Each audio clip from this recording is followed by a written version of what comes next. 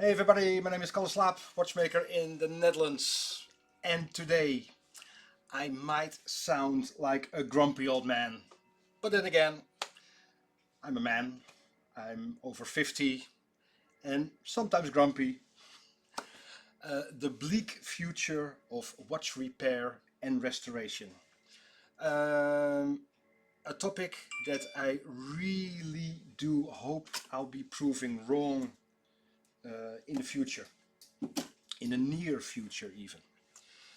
And I'm going to tell you why the future is bleak, which is a contradiction because there's never been so much information about watchmaking and restoration available for everybody. First things first, a few definitions. I'd like to talk about production, that is brand new watches movements being put together with brand new parts. You put them together, oil it, runs perfectly. Production. Then it's revision. A watch has been running for quite some time, a couple of years, 5 years, 7 years, 9 years, and it needs some maintenance. Revision is go. We do a disassembly, clean all the parts, assemble. Nothing is really broken, but it's just maintenance, just in time. Then repair. A watch is broken, a part is broken, and we replace the parts or we do resetting, stuff like that. So that's a revision, but with a repair. The watch is actually broken when it comes in. Most of the time that is happening. And the last definition we use is restoration. A watch is broken, but some parts aren't original anymore. Maybe parts are missing, and we have to recreate the original part in the authentic way on the authentic machines. That's what we here do in our workshop here in Chronoglide in the Netherlands. So, production, revision, repair, and restoration. And now the future of them.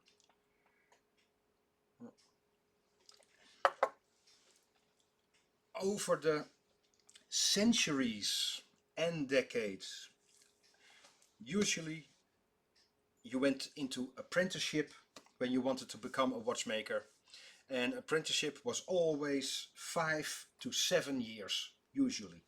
Here in Western Europe, Germany mostly, France, 5 to 7 years apprenticeship. And now, and this is the crucial part of my rant of a grumpy old man, is the balance between knowledge and skill. And that is so important for the future of watch repair and restoration. Um, Apprenticeship, 5 to 7 years. They drip feed you information over that period of time, but they work on the skills. You do repetitive work for months and months on end until you really get the feel for it and you are a skilled craftsperson.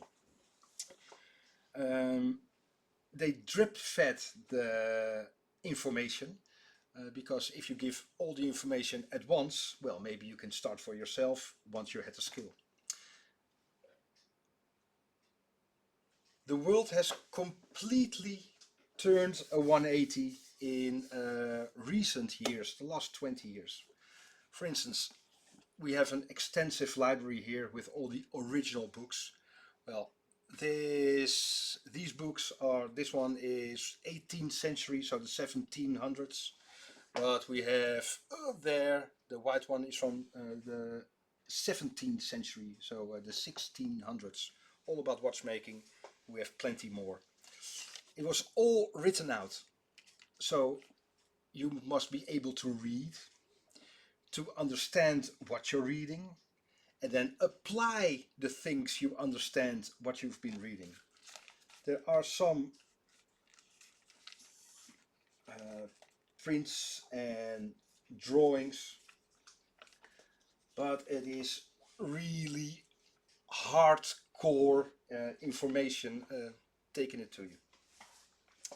Put it away from the coffee. So information was hard to get by, but the emphasis was on skill. Do the same repetitive job months on end.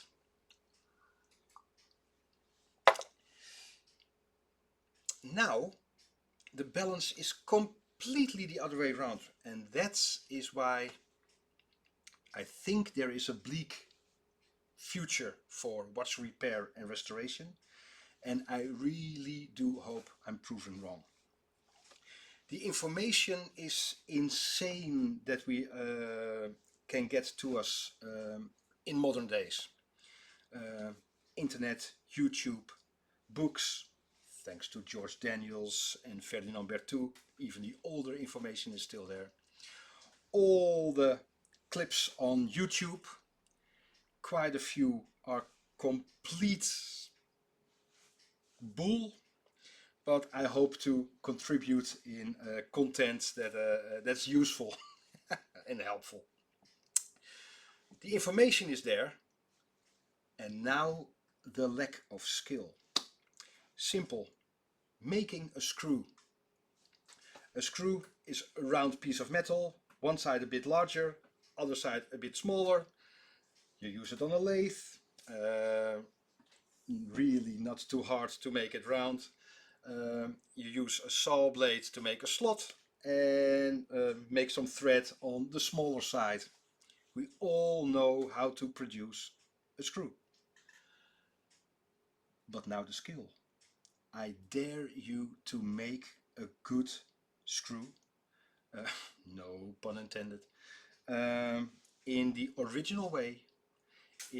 That's got the aesthetics of the original one, but because screws changed every decade, just like cars. A car from the 1940s is completely different than the car from the 1960s, and there's only 20 years apart. Same as screws. Different brands, different regions, geographical, different styles and different ages. Screws is a science in itself. It really is in watchmaking, horological. We all know how to, we all understand how to make a screw, but now making it yourself, then you face that you lack the skills. And again, with the apprenticeship, 5 to 7 years, you need to invest time to hone your skills. That is, I think, where the problem lies for the future of watchmaking. The lack of skill. We all understand how it's been done, what needs to be done, but try to do it. You need to do it over and over and over and over again, simply to become good at what you're doing, your profession. It's the same, do you play the guitar or are you a guitarist? There is a line in between. So that's a bit of my rant. The skill, it takes investment in time to hone your skills. And then the bleak future of watchmaking and watch repair and restoration. We are a tiny workshop here in the Netherlands, tiny village, and small team, just the four of us, but we do our best to get the job done with all the authentic machines. Maybe you've seen previous streams. We get watches that have been to IWC itself, an IWC, and they couldn't repair it. Edwin just made a Cartier wheel for power reserve. Cartier itself wasn't able to make that particular one. Girard Perregaux, Panerai, quite a few of the Richemont brands. Omegas, they were sent to Omega, sent back, not repairable, and it comes here. And I'm not going to say of course we can do it, because sometimes, well, but if we put in the time, the effort, and the client really wants to be repaired, almost always there is a way to do it. Almost always. And of course we do our best. The amount of work for a watchmaker, especially in the future, is insane. The next generation, if you are skilled, then you are set for life and you can charge. We're not to do it, we keep our prices reasonable, but still. The amount of work isn't the problem, and that is the sad part. If you are skilled, if you are willing to invest your time in your skills, you are set for life. And then the next step, vintage watches. We are specialized in vintage watches because of the repair and the restoration, but the prices are really high for vintage watches because they are used as an investment as well for the last quite a few years. 5, 10, 15, 30,000 euros, 50,000 euros. We just repaired a watch over 150,000 euros. A euro is about the same as dollars, so $150,000. If you pay that much money for a vintage watch, and we still think it's worth it, within 10 years, 20 years, you still want that watch to be running. It's an investment. Who are the skilled craftspersons who can do that? Because production, remember, putting a movement together with all the new parts, you can learn that quite quickly. But repair and restore watches, it takes 10 to 15 years to become really skilled in what you're doing. Repetitive work, remember, you have to hone your skills. And not just know how to do it, but actually able to do it.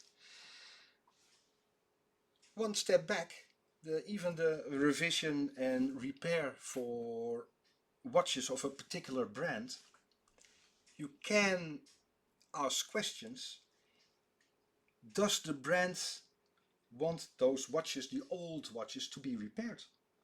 Because it takes a lot of time, it takes skills, craftsmanships, craftspersons.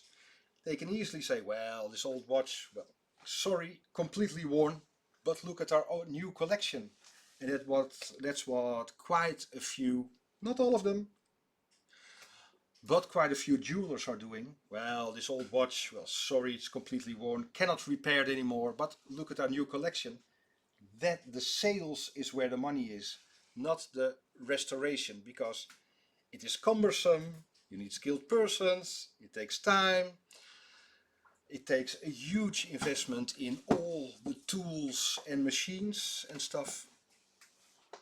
So the brands and jewelers, not all of them, will easily say it cannot be repaired, especially in the future when skilled craftspersons simply aren't there anymore. So that is a bit of my rant. Grumpy old man, but then again I'm grey. There is a future for watch repair, watchmaking, horology, and that future is incredibly bright if you invest now in in honing your skills. And I'm getting grey, I'm over 50 now. The knowledge and about the skill how to do it is getting less and less and less due to the age. I think within the next 2 to 3 years, that fast, we are losing a generation of skilled watchmakers who aren't able to teach anymore. because retirement, it is a huge problem. If you are willing to go the full distance and invest your time and energy, and it's a lifestyle. I really do like a whiskey. I really do. But that is for Saturday night, because on Sunday and Monday we don't work on watches. Simple as that. It is a way of life. If you want to party all night, sure, but the next day it's only polishing or paperwork, really not touching any movements. It is a way of life, and the people who are willing to invest so much in tools, skill, knowledge, and adjusting your life is getting less and less and less. The people who are doing it, the future is bright and you are going to be set for life. I do hope it made sense. I do hope it is not that negative, but I just wanted to say that the path to a future in watchmaking will be a tenacious one. You need to put in the hours to hone your skill and not just the information, the knowledge. Hope to see you soon. My name is Kalle Slaap, watchmaker in the Netherlands. If you like watchmaking videos, have a look on our YouTube channel, Chronoglide. And if you like the stream, please hit the like and subscribe button. Hope to see you soon. See ya. Bye bye.